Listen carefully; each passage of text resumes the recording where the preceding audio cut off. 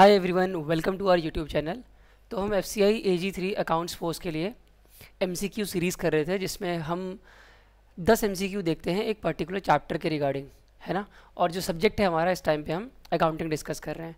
तो recording transactions का part 1 हम ऑलरेडी डिस्कस कर चुके हैं। आज हम रिकॉर्डिंग ट्रांजेक्शन्स पार्ट 2 डिस्कस करने जा रहे हैं। 10 MCQ देखेंगे मोस्ट इंपॉर्टेंट इस टॉपिक से रिलेटेड। तो आगे बढ़ने से पहले अगर आप YouTube चैनल पे नए हैं तो इसको सब्सक्राइब कर लें, क्योंकि सारी वीडियोस यहीं पे अपलोड होने वाली हैं।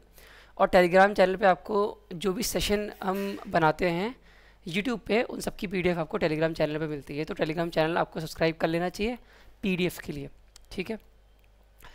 और ये हमारा शेड्यूल है जो हमने फ्री क्लासेस स्टार्ट की थी यूट्यूब में अकाउंट्स पोस्ट के लिए। तो मंडे को 2 बजे जनरल स्टडीज़ की क्लास होती है, ट्यूसडे को भी 2 बजे जनरल स्टडीज़ की क्लास होती है, वेंसडे को भी यही क्लास होती है, और फ्राइडे को 2 बजे अकाउंट्स डोमेन के जो सब्जेक्ट हैं उसको हम डिस्कस करते हैं MCQ के फॉर्म में, जैसे कि accounting, financial management, auditing, taxation और लॉ, ठीक है। तो शुरू करते हैं first question of the day से। The right side of an account is the dash side. तो आपको मेरे आंसर देने से पहले ही आंसर करने की कोशिश करनी है खुद से, ठीक है। तो किसी भी अकाउंट का जो राइट साइड होता है वो क्या होता है, बहुत आसान है क्वेश्चन, आप लोग बताओगे इसको। लेफ्ट होता है डेबिट, राइट होता है क्रेडिट। तो आंसर होगा option number A, credit side, है ना। लेजर अकाउंट का राइट साइड क्या होता है, क्रेडिट होता है। So option number A is going to be the correct answer. और ये आपका फॉर्मेट है ना, debit and credit. Particulars, journal folio, amount रहता है डेबिट साइड में भी, और क्रेडिट साइड में भी सेम चीज़, date, particular, general folio and amount. Next question, which of the following given statement is or are correct. तो आपको करेक्ट स्टेटमेंट आइडेंटिफाई करनी है। An account is in the form of L shape, नहीं, account T shape में होता है, L shape में नहीं होता। Trial balance is prepared from ledger, absolutely correct. सबसे पहले हम जनरल बुक बनाते हैं, फिर लेजर बनाते हैं, फिर ट्रायल बैलेंस बनाते हैं। When the entry is made in general accounts to be debited are listed first, बिल्कुल सही है। जैसे मान लो हमारे पास कैश आए सेल करके, तो cash account debit to sale account करते हैं, तो पहले हम डेबिट वाले लिस्ट करते हैं, तो ये भी सही है। Balancing of account means the difference in the total of debit and credit, ये भी सही है। जब हम बैलेंस करते हैं तो डिफरेंस लेते हैं ना, उसके बाद कैरी डाउन लिख लेते हैं जब हम बैलेंसिंग करते हैं अकाउंट्स की। तो ऑप्शन नंबर, ये स्टेटमेंट नंबर 2, 3, 4 तीनों ही सही हैं। तो option number B is going to be our correct answer for the question number 2, ठीक है, option number B. Next question, the ledger folio of the journal is use to do what. जब हम journal entry करते हैं, जैसे मैंने आपको example दिया अभी, cash account debit to sales account, तो हम लोग क्या करते हैं ना, जब भी जर्नल एंट्री करते हैं तो लेजर फोलियो का एक कॉलम होता है यहाँ पे, लेजर फोलियो LF का, ये किस लिए यूज़ होता है। तो बेसिकली लेजर बुक में ये एंट्री किस पेज नंबर पे है, इसको डिनोट करता है लेजर फोलियो। जनरल बुक में जो LF लिखा रहता है, ये क्या डिनोट करता है, ये ट्रांजैक्शन का, इस ट्रांजैक्शन, पर्टिकुलर ट्रांजैक्शन का करस्पॉन्डिंग जो एंट्री हमने लेजर फोलियो में की है उसका पेज नंबर दिखाता है। क्या दिखाता है, लेजर बुक का पेज नंबर। तो ऑप्शन क्या है, record the date on which the amount is posted to ledger account, no. Record the name of the ledger account, no. Record the number of amounts posted to the ledger account, no.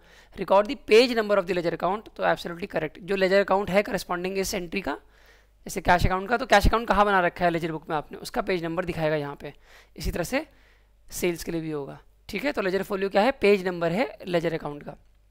आगे बढ़ते हैं, तो option number D here is the correct answer.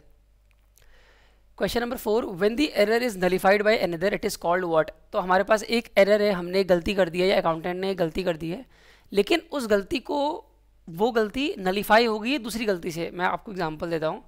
जैसे मान लो cash account को debit करना था 10,000 रुपये से, और सेल्स अकाउंट को क्रेडिट करना था 10,000 रुपये से, बट जो कैश बुक में एंट्री की है, या फिर कह लो कि कैश अकाउंट में जो एंट्री हुई है वो सिर्फ 8,000 की, ठीक है।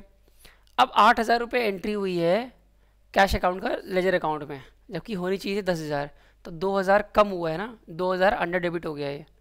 बट एक और एंट्री थी जिसमें कैश अकाउंट को डेबिट करना था हमें 25,000, ठीक है, जनरल एंट्री के हिसाब से, पर लेजर में हमने कैश अकाउंट को डेबिट कर दिया 27,000 से। तो यहाँ पे 2,000 हमने कम डेबिट किया था, बट साइमल्टेनियसली हमने क्या किया, दूसरी एंट्री कोई थी उसमें कैश अकाउंट को ओवर डेबिट कर दिया 2,000 से। तो इन दोनों गलती ने एक दूसरे को नलिफाई कर दिया है।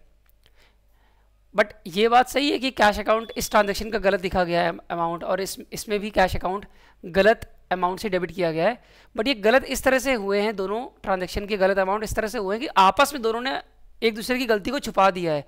यहाँ पे 2000 कम किया था तो यहाँ 2000 बढ़ा दिया। अब टोटल आप डेबिट करोगे, जब टोटल डेबिट करोगे, टोटल क्रेडिट करोगे, तो दोनों इक्वल आ जाएंगे ना, क्योंकि एक जगह कम डेबिट किया था, एक जगह ज़्यादा डेबिट कर दिया। जो ट्रायल बैलेंस में चेक करेंगे, सारे डेबिट अमाउंट को प्लस करेंगे, क्रेडिट अमाउंट को प्लस करेंगे तो इक्वल आ जाएगा, तो आप गलती को आइडेंटिफाई नहीं कर पाओगे, है ना। तो इस तरह की एरर को हम बोलते हैं कंपनसेटिंग एरर, क्योंकि एक एरर को दूसरे एरर ने कंपनसेट कर दिया है। तो इसका आंसर होगा ऑप्शन नंबर सी, ठीक है। तो ऑप्शन नंबर सी इसका करेक्ट आंसर है। Next question, question number 5, if machinery purchased was recorded as purchases it is dash type of error.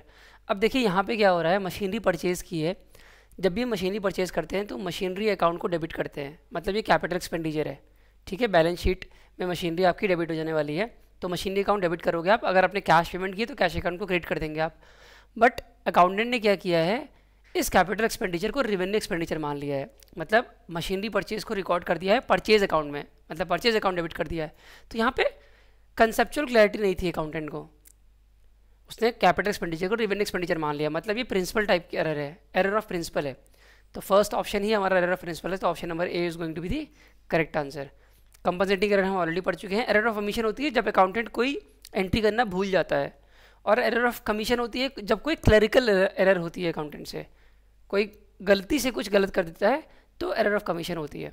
और एरर ऑफ ओमिशन मतलब ऐसी गलती जो जिसमें अकाउंटेंट एंट्री ही स्किप कर देता है, छोड़ देता है बिल्कुल, तब एरर ऑफ ओमिशन होता है। बट एरर ऑफ प्रिंसिपल का मतलब है उसके कॉन्सेप्ट सही नहीं है, उसमें प्रिंसिपल जो अप्लाई करने होते हैं अकाउंटिंग के वो गलत अप्लाई कर दिए हैं। तो ये एक प्रिंसिपल का एग्जांपल है जो हमने पढ़ा अभी क्वेश्चन नंबर 5 के लिए। तो इसका आंसर होगा error of principle, option number A is the correct answer है।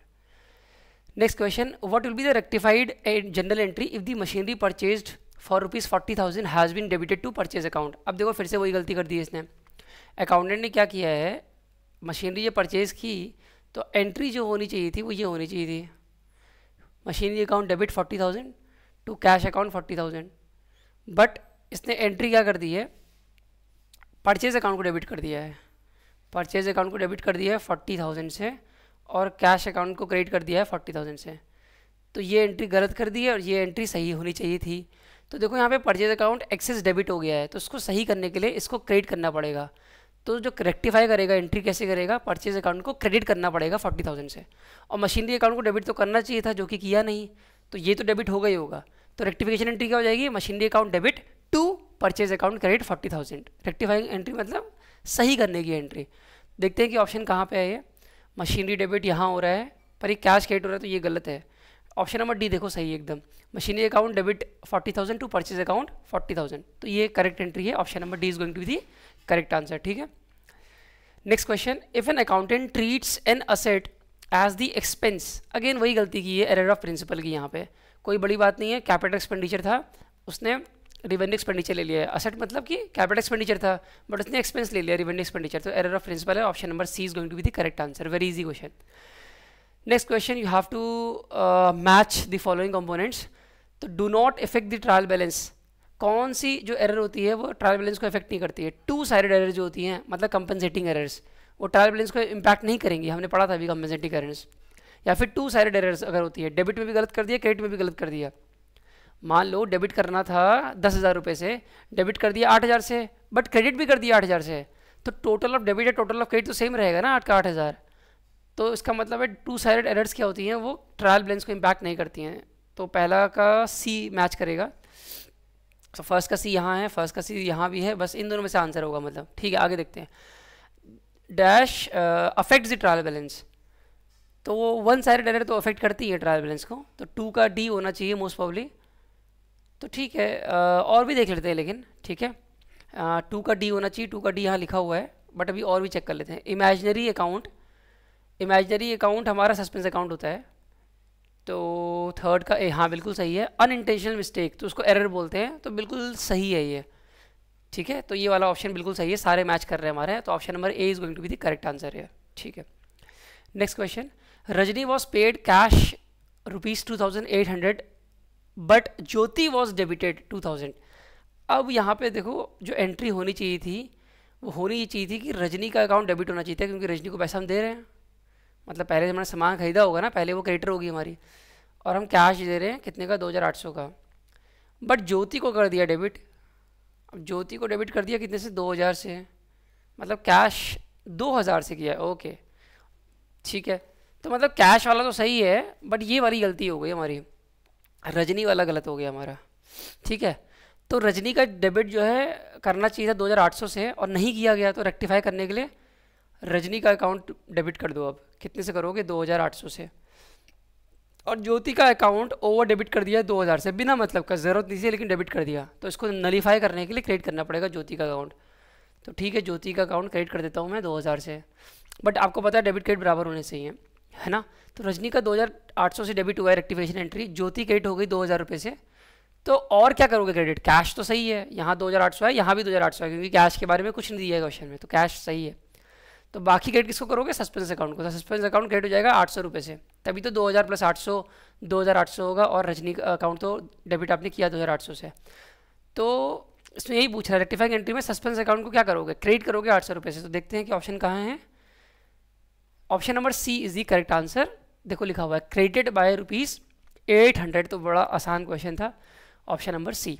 नेक्स्ट क्वेश्चन जो कि आपका होमवर्क है, तो मैं आपके लिए खाली क्वेश्चन रीड करूंगा, आपको वीडियो पॉज करनी है, तब मुझे आंसर देना है कमेंट सेक्शन में, और मैं हार्ट से रिएक्ट कर दूंगा कमेंट सेक्शन में, तो आपको पता चल जाएगा कि आपका आंसर सही है इसका। ठीक है, पॉज करके वीडियो तब बताना है आंसर नीचे कमेंट सेक्शन में।